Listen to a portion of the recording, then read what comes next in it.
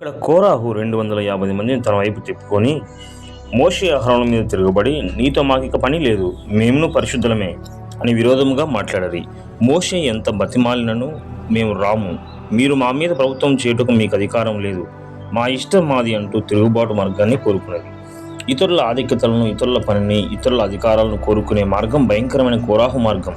కోరాహును అతని సంబంధులను ఆ మార్గం నుండి తప్పించుటకు మోషే ఎంత బతిమాలినను, రమ్మని పిలిచినను ఎంత మాత్రం లోబడక తిరగబడిన కోరాహు మీద, అతని సంబంధుల మీద దేవుని కోపం రగులుకొనెను. భూమి తన నోరు తెరచి వారిని, వారి కుటుంబమును, కోరాహు సంబంధులందరినీ, వారి సమస్త సంపాదనను మింగివేసెను. వారును వారి సంబంధులందరూ ప్రాణంతో పాతాళంలో కూలిరి. భూమి వారిని మృంగివేసెను, వారు సమాజంలో ఉండకుండా నశించిరి. ఈ వాక్యం సంఖ్యాకాండం 16వ అధ్యాయం 32 నుంచి చూడగలం. బైబిల్లో పాతాళం గురించి మొట్టమొదట రాయబడినది ఇక్కడే.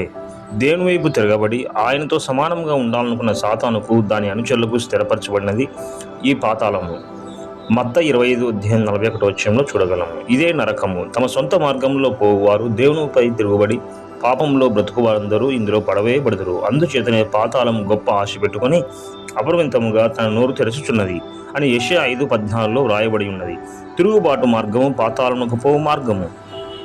ఎన్నిసార్లు గద్దించినను లోబడినవాడు మరి తిరుగు లేకుండా హఠాత్తుగా నాశనమగును. ఈ వాక్యం సామెత 29వ అధ్యాయం 1లో చూడగలము. అయితే మనము విధేయులము కావాలని ప్రభువు ఆశిస్తున్నాడు. కాబట్టి పాతాళములకు తీసుకెళ్లి మన పాత మార్గములను విడిచిపెట్టి దేవుని యందు భయభక్తులు కలిగిన జీవితంతో విధేయత మార్గంలో వర్ధిల్లుదాం.